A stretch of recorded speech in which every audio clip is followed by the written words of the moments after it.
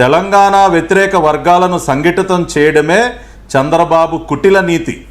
తెలంగాణ సమాజమా, ఇది కాల పరీక్ష. తెలంగాణ వ్యతిరేకుల కుట్ర నుంచి మనల్ని మనం కాపాడుకుందాం, తెలంగాణను కాపాడుకుందాం. ఇది వీళ్ళు రాసినటువంటి విషపు రాతలు ఏ విధంగా ఉన్నాయి చూశారు కదండి. పైకి ఏం మాట్లాడుతున్నారు? అయ్యా మిస్టర్ కేటీఆర్, మీరేం మాట్లాడుతున్నారు? మీ పత్రికలో ఏం రాస్తున్నారు సార్? అంత పిచ్చోళ్ళ ప్రజలు బయటికి సన్నాసినటువంటి మాటలు మాట్లాడు.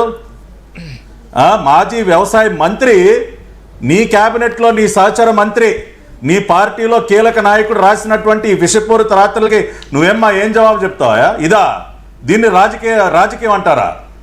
ఎందుకయా మీరు ఇంకా కూడా రెండు రాష్ట్రాల ప్రజల్ని ఈ రకంగా రెచ్చగొడతారా?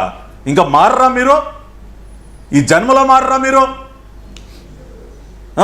ఇటువంటి చెత్త రాతలు, తప్పుడు రాతలను రాసి పైకి మాత్రం నటనలు. ఎవరికి కావాలా ఈ నటనలు? ఇంకా చూడండి, రాష్ట్రం విడిపోయినప్పుడు 2014 ఏపీ ముఖ్యమంత్రిగా ఉన్నారు చంద్రబాబు గారు.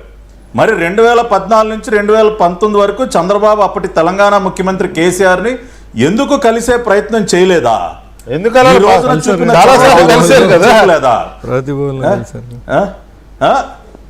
కాదు, చంద్రబాబు నాయుడు గారు చొరవ చూపలేదా?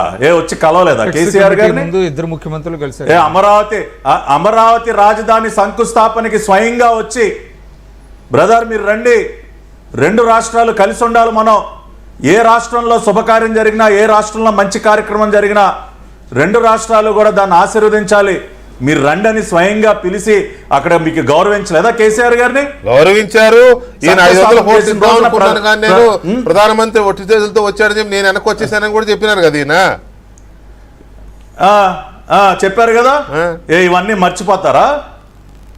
ఇవన్నీ ప్రజలు మర్చిపోతారా? అసలు నిజంగా ఎంత విషయం వికే గారు, అసలు ఇది చదువుతుంటే పేలాలేరుకునే రకంగా ఉంటది రాజకీయం, పేలాలు ఏరుకునే రాజకీయం. ఇక్కడ మాత్రం చాలా ఇది దారుణమైన, ఇది నిజానికి మొన్నటి నుంచే చర్చ జరుగుతుంది. ఇది దారుణమైన ఇదే. రవిశంకర్ గారు ఇప్పుడు మీరే చెప్పండి, మిమ్మల్ని అడుగుతున్నారు, మీరే చెప్పండి రవిశంకర్ గారు. ఇప్పుడు చంద్రబాబు నాయుడు గారు, కేసీఆర్ గారు ఇద్దరు ఒకేసారి సీఎంలుగా ఉన్నప్పుడు 2014 నుంచి అమరావతి శంకుస్థాపనకి రమ్మనడమే కాదు, పాలమూరు రంగారెడ్డి మీకు పట్టిసీమ మాకు ఇద్దరం కలిసి చేసుకుందామనే మీటింగ్ కూడా జరిగింది. ఆ మేరకు పాలమూరు రంగారెడ్డిని పూర్తి చేసే ప్రయత్నం తెలంగాణ ప్రభుత్వం చేసింది. అక్కడ తెలంగాణ ప్రభుత్వంతో కుదిరిన అంగీకారంతో అక్కడ వాళ్ళు పట్టిసీమ కట్టుకున్నారు.